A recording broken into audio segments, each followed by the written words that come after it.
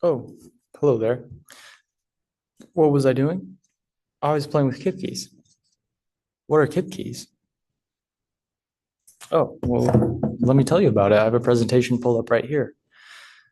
Now that you are astonished by how clever that intro was, let me get to introducing myself. My name is Brett Faucett. I'm majoring in graphic design at Pratt Munson, and I'm the sole founder and whatever at Kipkees. But above all, I'm an artist, and I'm here to present to you today what I've made. So without further ado, let me turn my screen off, stop distracting you. This is Kipkees. The impetus for this project began when I remembered growing up in Missouri, how little I felt art was valued there. For example, in high school, not only did we not have an art club, but we were prohibited entirely from starting one because the school said there would have been too few members. In the beginning of our lives, I think we're all artists, or at least creative, until we're told to get realistic. But if we're broadening the scope from just my problem, I found out that it's a problem nationwide. In America's current education landscape, the arts have unfortunately been grossly underfunded, despite the data showing how important it could be. And yet the art toy market in homes is expected to surge $800 billion by 2030.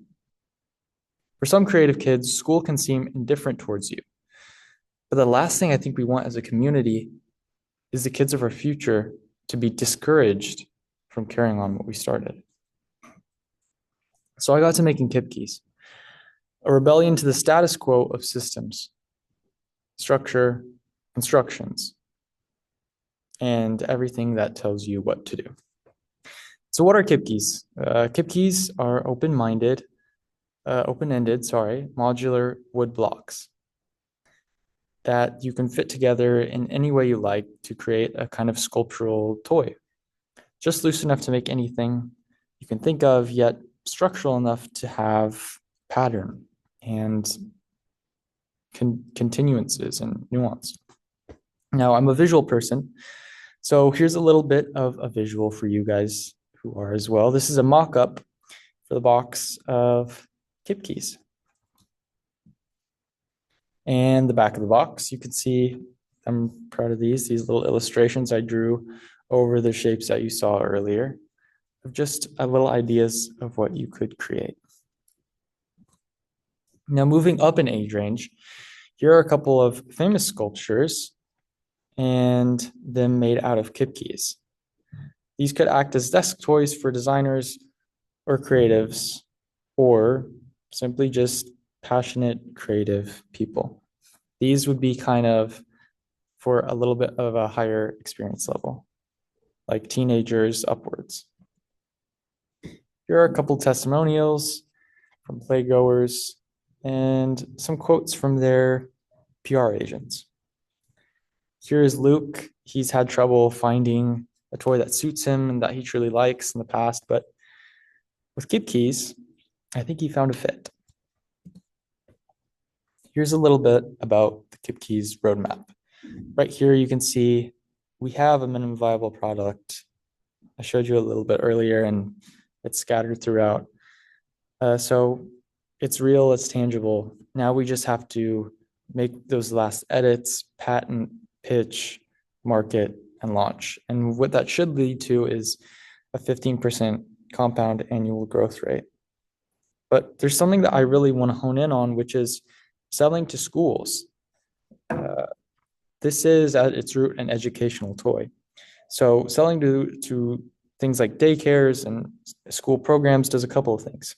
It A, creates word of mouth, B, solidifies the brand as educational, and C, marries the difference between school and the home.